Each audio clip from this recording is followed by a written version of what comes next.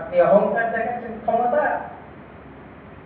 বুখারী 2449 নম্বর হাদিস, হযরত আবু হুরায়রা রাদিয়াল্লাহু তাআলা আনহু থেকে বর্ণিত, আল্লাহর রাসূল সাল্লাল্লাহু আলাইহি ওয়াসাল্লাম বলছে, যার কাছে তার ভাইয়ের সম্মান ও অন্য কোনো বিষয়ে জুলুম রয়েছে, সে যেন আজই তার থেকে মুক্ত হয়ে নেয়।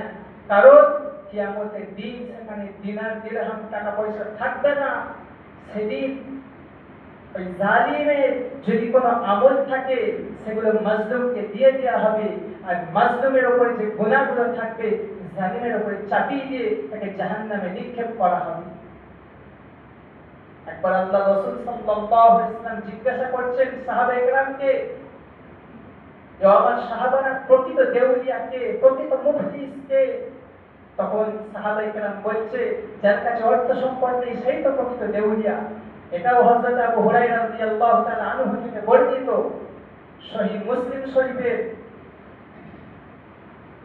2685 নম্বর হাদিস, সহিহ মুসলিম শরীফের আবু হুরায়রা থেকে বর্ণিত, আল্লাহর রাসূল বলছে, প্রকৃত দেউলিয়া কে? যে যার অর্থ সম্পদ নেই। সাহাবায়ে কেরাম বলছে, যার অর্থ সম্পদ নেই সেই তো প্রকৃত দেউলিয়া। বলে না, যে কিয়ামতের দিনে নামাজ, রোজা, হজ, যাকাত বহু আমল নিয়ে আমার সামনে হাজির হবে, কিন্তু সে ব্যক্তি কাউকে গালি দিয়েছে, কাউকে মেরেছে, কারোর সম্পদ অন্যায়ভাবে দখল করে নিয়েছে, কাউকে মেরে রক্ত ঝরিয়েছে, কাউরির সঙ্গে অন্যায় ব্যবহার করেছে, কাউরি ইজ্জত হানি করেছে, ওই দিন তার এই আমলগুলো কোনো কাজে আসবে না। সমস্ত আমলগুলো এই মাজলুমকে দিয়ে দেওয়া হবে, আর মাজলুমদের গুনাহগুলো তার উপর চাপিয়ে তাকে জাহান্নামে নিক্ষেপ করা হবে। সহিহ বুখারী 30 নম্বর হাদিস, হযরত আবু যার রাদিয়াল্লাহু তাআলা আনহু থেকে বর্ণিত, তিনি বলছেন, আল্লাহ রাসূল সাল্লাল্লাহু আলাইহি ওয়াসাল্লাম বলেন যে, আবু যার বলছেন, আমি একবার আমার খাদেমকে এমন একটা কথা বললাম যাতে সে কষ্ট পায়, আঘাত পায়। তখন আল্লাহ রাসূল সাল্লাল্লাহু আলাইহি ওয়াসাল্লাম বলছেন, আবু যার শোনো, এরা হলো তোমাদের ভাই, আল্লাহ তোমাদেরকে ওদের অধীনস্থ করেছে, তাদেরকে তোমাদের অধীনে করেছে। তোমরা যা খাও তাদেরকে তা খাওয়াও, তোমরা যা পরিধান করো তাদেরকে তা পরিধান করাও, আর তাদের উপর এমন কাজ চাপিয়ে দিও না যেই কাজ তারা করতে সক্ষম নয়। আর যদি দাও তাহলে তাদের সহযোগিতা করো, সাহায্য করো। আজকে বর্তমান পরিস্থিতিতে আপনি বলুন, একটা লেবারকে 200 থেকে 250 টাকা মজুরি দিয়ে 24টা ঘন্টা খাটিয়ে নিচ্ছে, তারপরেও মজুরি চাইতে গেলে তার পায়ে জুতো ছিঁড়ে যাচ্ছে, তারপরেও মজুরি দিচ্ছেন না।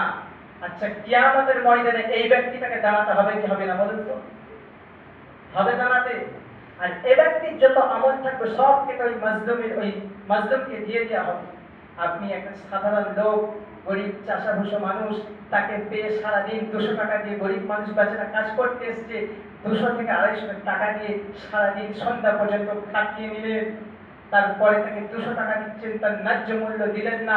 আপনাকে কিয়ামতের দিনে কসম খোদা করে বলছে, আপনাকে কৈফিয়ত দিতে হবে, হবেই হবে। আপনি জোর করে মানুষের সম্পত্তি ছিনিয়ে নিয়েছেন, আপনি কাউকে ঠকিয়ে পয়সা করে দিয়েছেন, আপনাকে হিসাব দিতে হবে।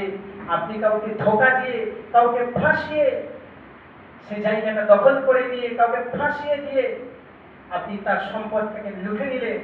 কাউরি হয়ে মিথ্যা সাক্ষী দিয়ে, আজকে সমাজে বহু মানুষ আছে মিথ্যা সাক্ষ্য দেওয়ার জন্য ভরি ভরি রেডি হয়ে আছে। প্রতিবেশীর সঙ্গে ঝামেলা হয়েছে, ঝগড়াঝাটি হয়েছে, কোর্ট কাছারি হয়েছে, এই মিথ্যা সাক্ষীদের জন্য তৈরি হয়ে আছে। তো বোঝে, তুই এই কথাটা বলবি, তার থেকে 1 লক্ষ টাকা দেবো, ও একদম রেডি বলার জন্য। এই যে 1 লক্ষ টাকা আপনি নিলেন, এটা হারাম, ওই লক্ষ হারাম, সুদের মতো হারাম, শুয়োর খাওয়ার মতো হারাম।